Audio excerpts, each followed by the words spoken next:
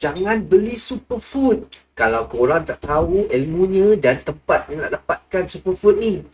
Sebab takut salah nanti. Beli salah nanti lagi rosakkan kesihatan kita.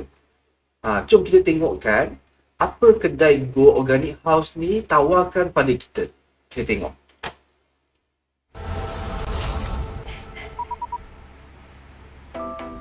Saya Haja Najwa binti Muhammad Ayub sebagai pemilik kedai ini. Kami menjalankan perniagaan berasaskan semula jadi dan organik.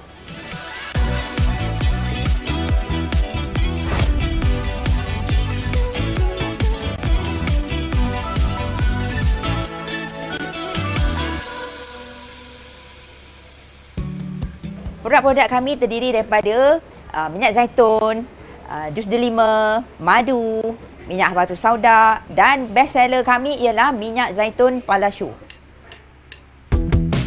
Minyak zaitun kami daripada Spain, Morocco.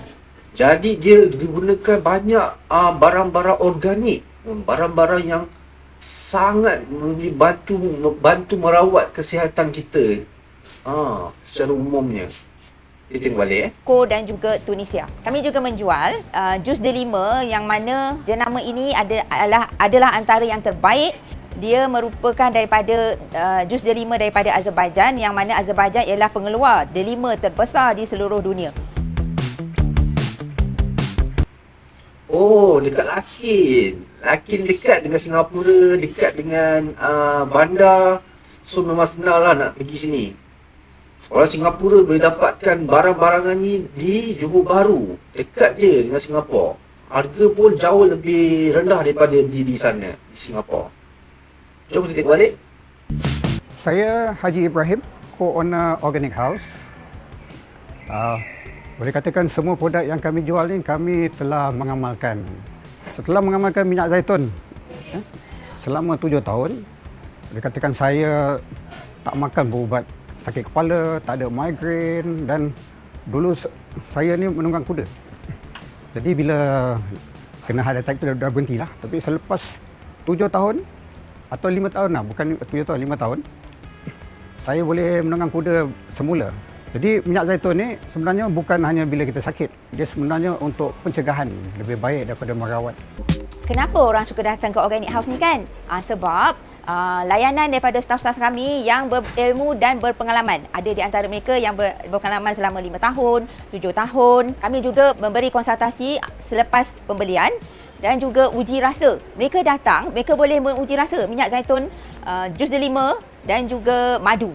Kami juga buat CSR. Co-owner saya, suami saya, dia kadang-kadang nanti dia pergi menziarahi pesakit tu yang mana yang mengambil produk kami lah. Kita nak tengok macam mana kan, apa yang lagi boleh dibantu. Dan juga kami ada membuat sumbangan kepada rakyat Palestin yang bagus. Dia donate juga sebahagian daripada profit daripada kedai tu ke Palestin.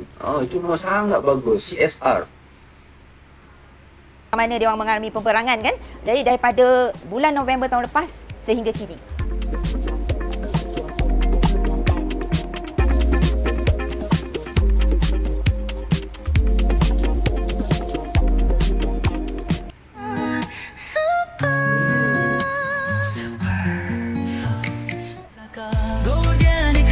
Tempatnya kita makanan sunnah penuh rahsia.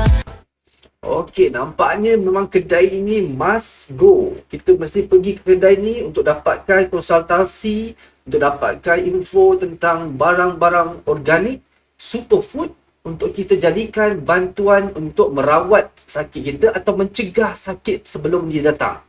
So korang siapa yang nak dapatkan barang-barang superfood boleh hubungi kami ataupun hubungi Go Organic House sendiri dan dapatkan tawaran mereka juga. Mereka ditawarkan macam-macam package untuk produk-produk kesihatan. Jadi, jumpa nanti. Bye-bye.